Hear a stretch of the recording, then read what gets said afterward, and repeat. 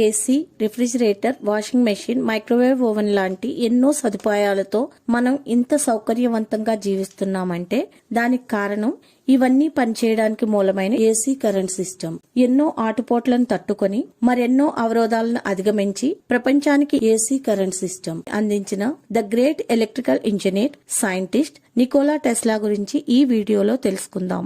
Nicola Tesla 1856 July 10న క్రొయేషియాలోని స్మిల్జన్ అనే గ్రామంలో జన్మించారు. ఆయన పుట్టుకతో సెర్బియన్, తర్వాత అమెరికన్ సిటిజన్ అయ్యారు. టెస్లా తండ్రి మిలిటిన్ టెస్లా స్మిల్జన్, గాస్పిక్ గ్రామాలలో చర్చ్ ఫాదర్ గా ఉండేవారు. టెస్లా తాతగారు కూడా చర్చ్ లో ఫాస్టర్ గానే ఉండేవారు. టెస్లా తల్లి జ్యూకా మాండిక్ చాలా తెలివైనది. వారికి 5 సంతానం. టెస్లా వారిలో 4వ వాడు.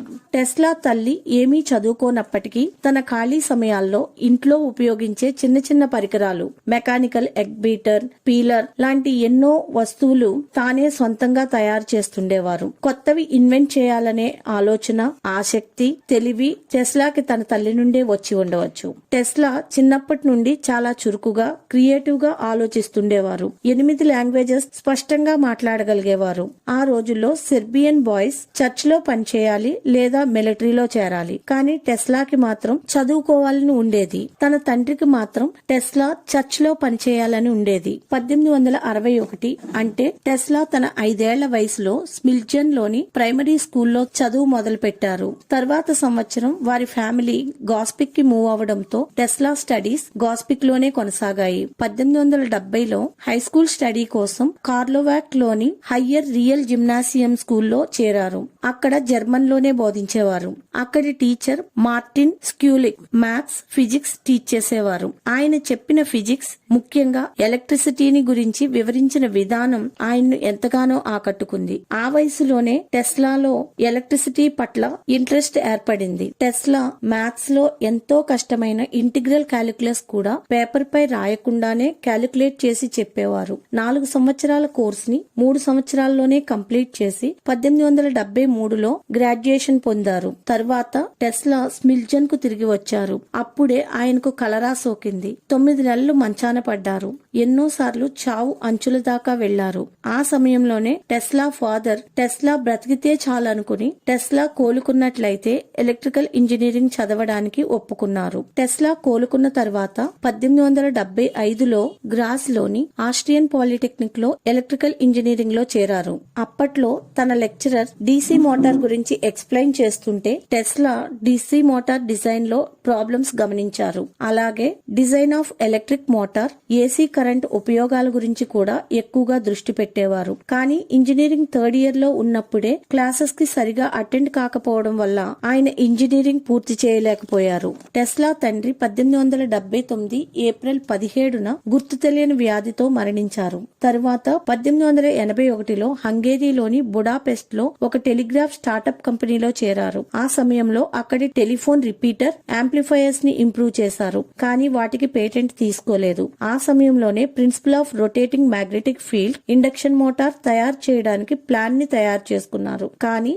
ఆ సమయంలో టెస్లా ఆరోగ్యం ఫిజికల్ గా, మెంటల్ గా కూడా బాగా దెబ్బతింది. తర్వాత టెస్లా పనిచేస్తున్న టెలిగ్రాఫ్ కంపెనీని అమ్మివేశారు. తర్వాత కొంతకాలం ప్యారిస్ లోని ఎడిసన్ కాంటినెంటల్ వర్క్స్ లో జూనియర్ ఇంజనీర్ గా పనిచేశారు. అక్కడ మెషిన్స్ ని రిపేర్ చేస్తూ ఉండేవారు. అయితే టెస్లా పనితీరు, తన ఐడియాస్, చురుకుదనం చూసిన అక్కడి మేనేజర్ చార్లెస్ బ్యాచిలర్ ఒక రికమెండేషన్ లెటర్ ఇచ్చి న్యూయార్క్ లోని ఎడిసన్ కాంటినెంటల్ వర్క్స్ కి పంపారు. అమెరికా వెళ్లి థామస్ అల్వా ఎడిసన్ ని కలవాలి అనేది టెస్లా చిరకాల కోరిక. థామస్ అల్వా ఎడిసన్ అప్పటికే బల్బ్ ని కనిపెట్టి ఎడిసన్ కాంటినెంటల్ వర్క్స్ ద్వారా ఎంతో పెద్ద వ్యాపార సామ్రాజ్యాన్ని నిర్మించుకున్నారు. జూన్ 6, 1884 28 ఏళ్ల టెస్లా చేతిలో రికమెండేషన్ లెటర్, జేబులో 4 సెంట్లు, కట్టుబట్టలతో న్యూయార్క్ నగరానికి వచ్చి అప్పటికే ఫేమస్ సైంటిస్ట్ అయిన థామస్ అల్వా ఎడిసన్ ని కలిసి అక్కడ ఎలక్ట్రికల్ ఇంజనీర్ గా చేరారు. తర్వాత టెస్లా తన ఏసీ జనరేటర్ ప్లాన్ గురించి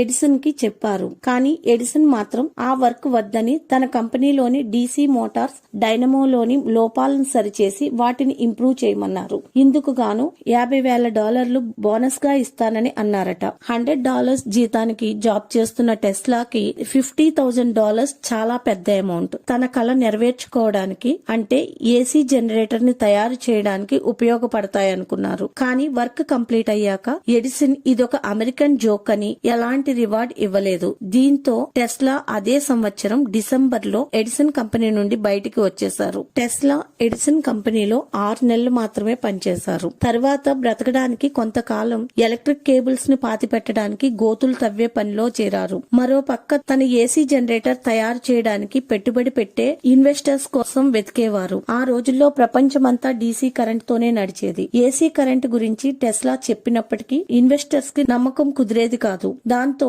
ఇన్వెస్టర్స్ ఎవరూ ముందుకు రాలేదు. కానీ డీసీ కరెంట్ సిస్టమ్ వల్ల కొన్ని నష్టాలు ఉండేవి. డీసీ కరెంట్ వల్ల ఒక్కొక్కసారి మంటలు, స్పార్క్స్ వచ్చేవి. డీసీ కరెంట్ ని ఎక్కువ దూరం పంపలేము. అందుకే ప్రతి 2 కిలోమీటర్లకి ఒక పవర్ ప్లాంట్ నిర్మించాల్సి వచ్చేది. కానీ అప్పటికే డీసీ కరెంట్ ఆధారంగా ఎడిసన్ ఎంతో వ్యాపార సామ్రాజ్యాన్ని నిర్మించాడు. కానీ ఏసీ కరెంట్ డీసీ కరెంట్ కంటే తక్కువ ఖర్చుతో కూడినది. ఇంకా ఏసీ కరెంట్ ని ఎక్కువ దూరం ట్రాన్స్మిట్ చేయొచ్చు.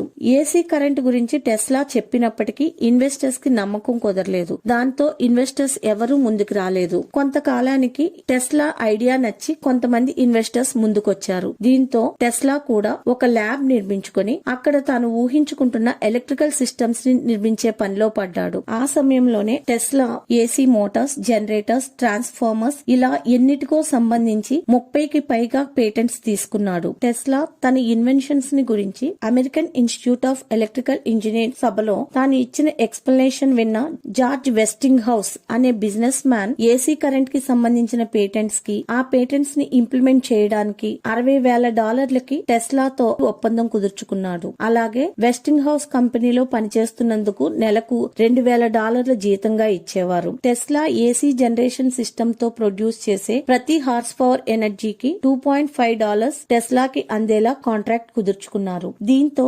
1890 నాటికి టెస్లా ఒక మిలియనీర్ గా ఎదిగారు. తర్వాత వెస్టింగ్ హౌస్ కి కొన్ని ఫైనాన్షియల్ ప్రాబ్లమ్స్ రావడంతో వారు చేసుకున్న అగ్రిమెంట్ ని టెంపరీగా ఆపేయాలని అడిగినప్పుడు టెస్లా వెస్టింగ్ హౌస్ తనకు చేసిన సహాయాన్ని, Westinghouse company AC power generation ఆపడం వల్ల ప్రజలకు జరిగే నష్టాన్ని గుర్తు చేసుకుని ఆ అగ్రిమెంట్ ని పూర్తిగా చింపేశారు. దీంతో అందరూ ఏసీ పవర్ వాడడం మొదలు పెట్టారు. అయితే ఇది ఎడిసన్ వ్యాపారానికి పెద్ద నష్టాన్ని తెచ్చిపెట్టింది. దీంతో ఎడిసన్ కి టెస్లాకి మధ్య ఒక యుద్ధం మొదలైంది. అప్పట్లో దానిని వార్ ఆఫ్ కరెంట్స్ అనేవారు.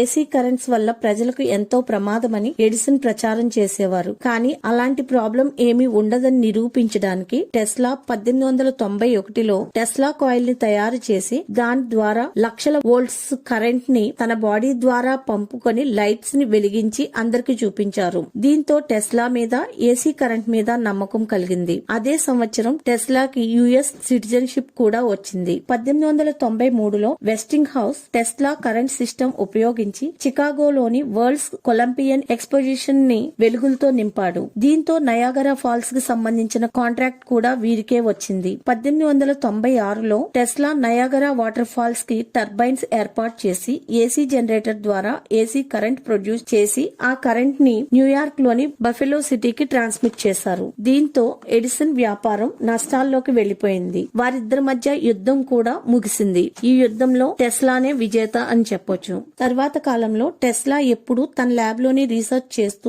ఎన్నిటినో ఇన్వెంట్ చేస్తూ ఉండేవారు. దురదృష్టవశాత్తు ఒకసారి టెస్లా ల్యాబ్ అంతా తగలబడిపోయింది.